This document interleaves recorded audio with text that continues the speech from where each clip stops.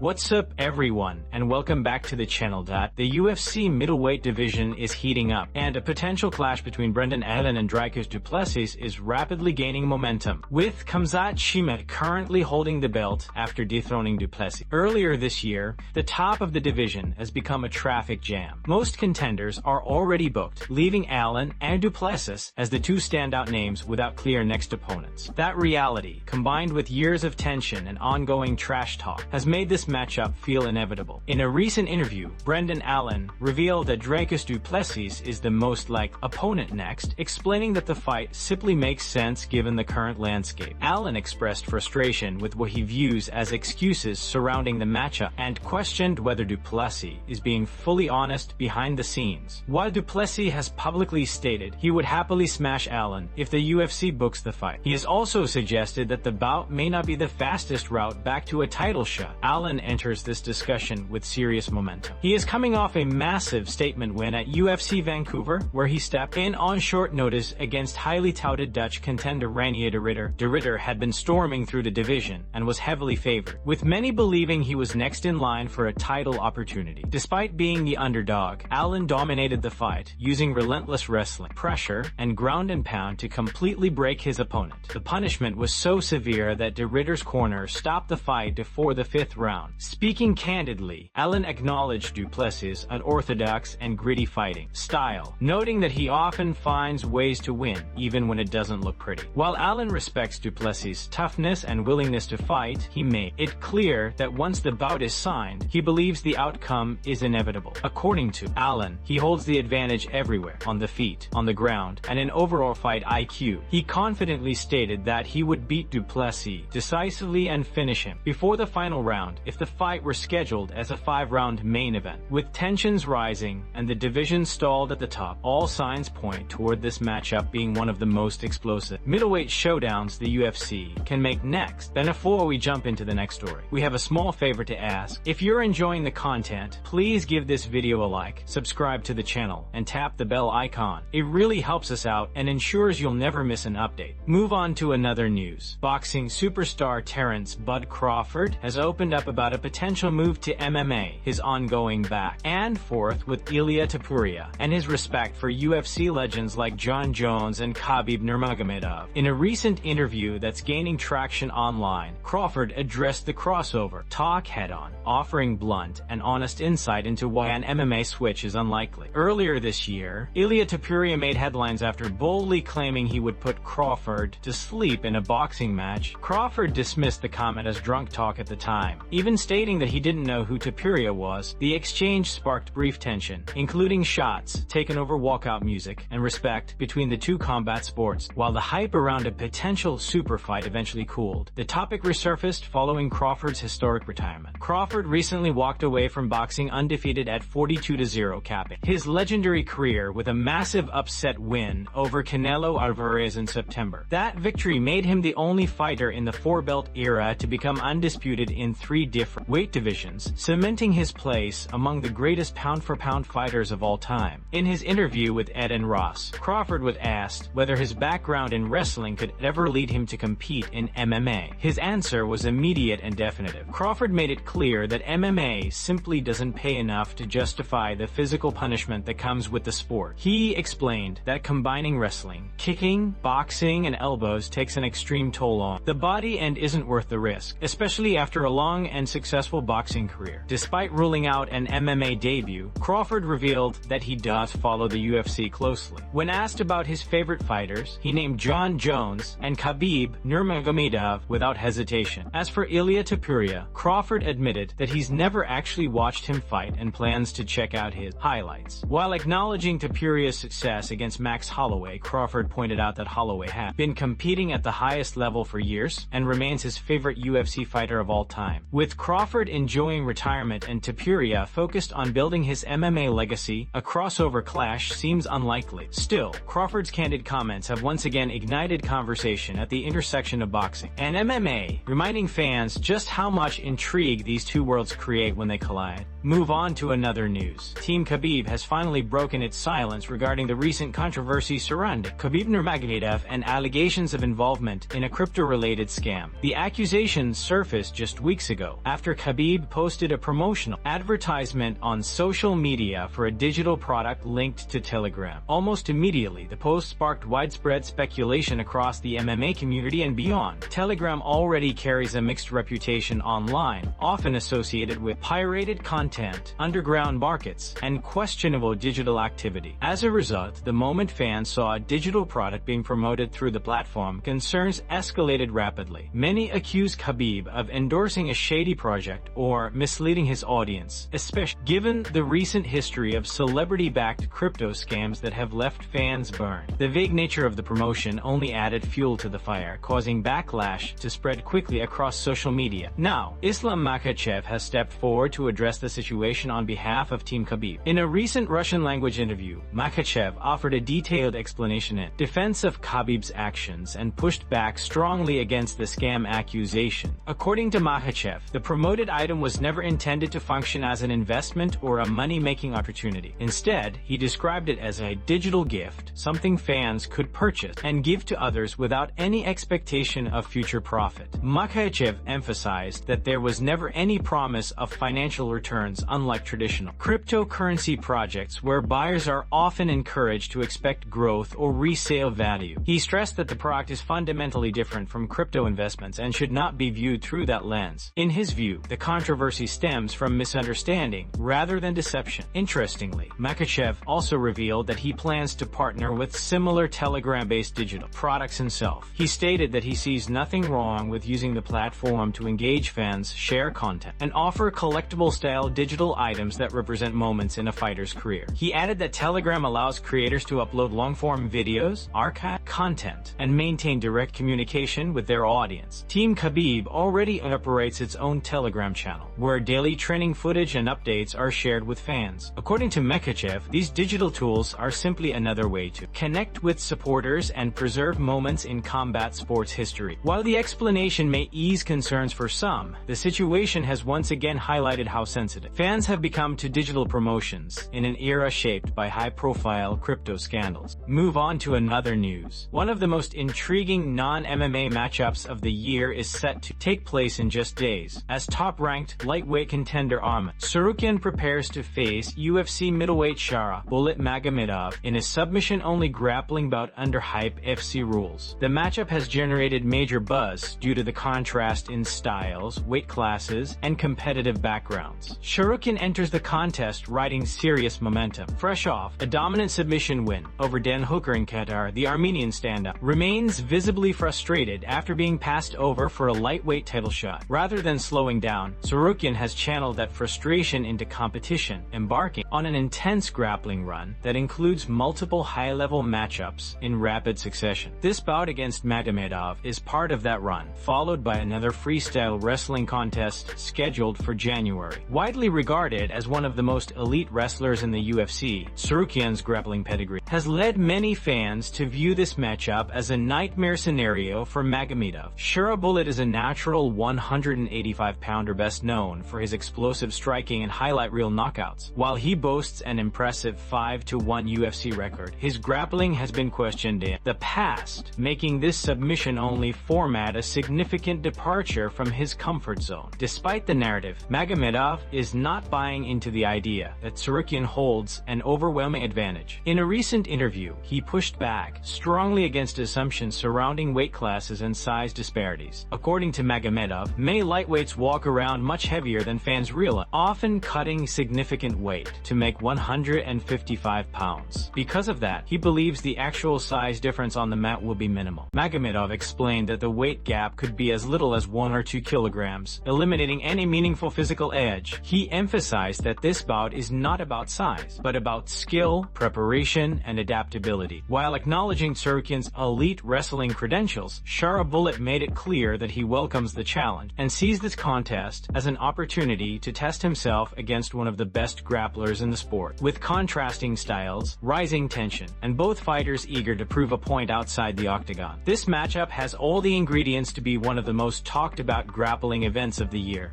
Move on to another news.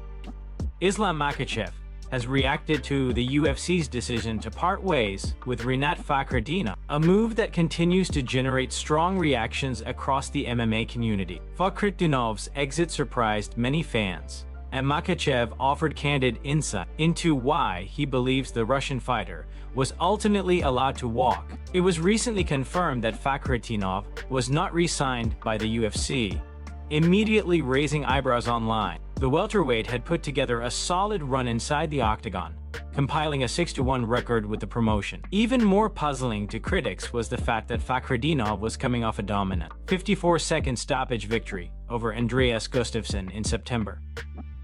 On paper, that kind of record rarely leads to a release. However, some observers were quick to point out that while Fakhretdinov was effective, his fighting style wasn't always crowd-pleasing. Several of his bouts leaned heavily on control-based wrestling, and he was never known for making waves on the microphone or generating viral moments outside the cage. When asked whether he was surprised by Fakhretdinov's departure, Makhachev gave an honest assessment of how the UFC operates. He explained that the promotion doesn't just need fighters who win, it needs athletes who can be marketed, sold, and turned into stars. According to Makhachev, simply going out and dominating opponents while remaining quiet is often not enough in today's UFC. Makhachev revealed that he now gives similar advice to younger fighters at his gym. He encourages them to learn English, understand how to promote themselves, and find ways to connect with the audience. He pointed out that American fans love entertainment, comparing the UFC's presentation to professional wrestling, and noting that storytelling and personality play a major role in success. While Makhachev didn't single out grappling heavy fighters directly, his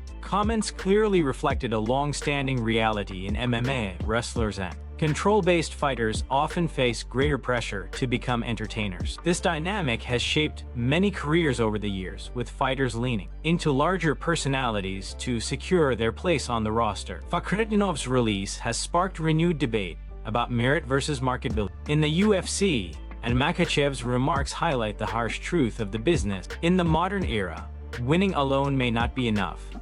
Fighters must also learn how to sell the fight, the story, and themselves. Move on to another news. The UFC is once again facing backlash from the MMA community following the announcement that it has re-signed Ibo Osalan to a new 6-fight contract, despite the fighter currently being on a 3-fight losing streak. The decision has sparked widespread criticism, particularly when compared to several notable fighters whose contracts were not renewed. Fans were quick to voice frustration over the fact that fighters such as Muhammad Mokaev, Fakhretdinov, and Martin Buday were let go, while Osalan was given another opportunity. Many supporters pointed out that Fakhretdinov, in particular, had been far more successful inside the octagon, with only one disputed decision loss and an otherwise strong and competitive run in the UFC. Social media reaction was immediate and intense. Some fans questioned how a fighter on a 3-fight skid could earn a new deal, while undefeated or highly ranked competitors were released. Others accused the promotion of prioritizing entertainment value over skill and long-term potential, suggesting that flashy or aggressive fighting styles are being rewarded more than consistent performance. Critics also highlighted Muhammad Mokaev's situation, calling it especially puzzling, given his status as one of the most promising flyweights in the sport. The prevailing sentiment among fans was confusion and disappointment, with many claiming the UFC's roster decisions are becoming increasingly difficult to justify. Several comments accused the promotion of favoring fun fights over elite competition, while others argued that the overall talent level is being diluted as a result. One possible explanation that has gained traction is contract negotiation. It's believed that Osalan may have accepted the UFC's initial offer without pushback, while fighters like Fakhretdinov likely attempted to negotiate higher pay. When the two sides couldn't reach an agreement, the UFC opted to move on. Fakhretdinov himself addressed the situation in a video following his release, stating that while there were minor issues during negotiations, nothing dramatic occurred. He also revealed that multiple offers from other organizations have already come in, some with better financial terms. Ultimately, the situation has reignited debate about merit versus marketability in modern MMA. Fans are questioning why an undefeated or highly effective fighter would be released, while someone on a losing streak is retained. As the UFC continues to make tough roster decisions, criticism from the fanbase shows no signs of slowing down. Move on to another news. Israel Adesanya has made it clear that his mindset toward fighting has shifted, and as he looks ahead to 2026, the former UFC middleweight champion says he is no longer motivated by titles. Adesanya has competed just once this year, suffering a loss in February to Nasruddin Imavov, extending his current skid to 3 straight defeats. It's a tough stretch for one of the most accomplished champions in UFC history, and it has prompted serious reflection about what drives him at this stage of his career. During a recent visit to Bangta Muay Thai MMA in Phuket, Thailand, Adesanya opened up about his future in the sport and explained why championship belts are no longer his primary focus. He revealed that while walking around Auckland, fans constantly ask whether he has retired. Initially, he felt the need to explain that he was simply taking time away, but now he jokingly tells people he's retired until they see him featured on a fight poster. Adesanya admitted that chasing titles no longer excites him the way it once did. With 2 championship belts already at home, he says he's content with what he's achieved. Instead, his goal now is to compete freely, similar to how he fought on his rise to the top. While he believes he performed well during his title defenses, he feels more pressure comes with being champion. Moving forward, he wants to take risks again and fight with creativity rather than caution. He pointed to his early UFC days as an example, recalling moments when he attempted bold techniques without fear of failure. One specific memory he mentioned was attempting an Imanari roll early in his career, even though it didn't work. Those are the kinds of risks he wants to embrace again as he enters this new chapter. Adesanya is currently coming off losses to Nasruddin Imavov, Dricus Duplessis, and Sean Strickland. Both he and Strickland have expressed interest in a rematch, but that bout has yet to materialize. As a result, speculation has grown around potential fresh matchups, including a possible showdown with Mike Venom Page at middleweight, which many fans believe could be an exciting stylistic clash. When asked to name the most perfect fight of his UFC career, Adesanya surprised many by choosing his dominant win over Paulo Costa rather than his knockout victory against Alex Pereira. He described the Costa fight as his cleanest performance, noting that he took virtually no damage while delivering complete control, while the Pereira win was emotionally satisfying due to their long-standing rivalry. Adesanya believes the Costa fight best represents his technical peak inside the octagon.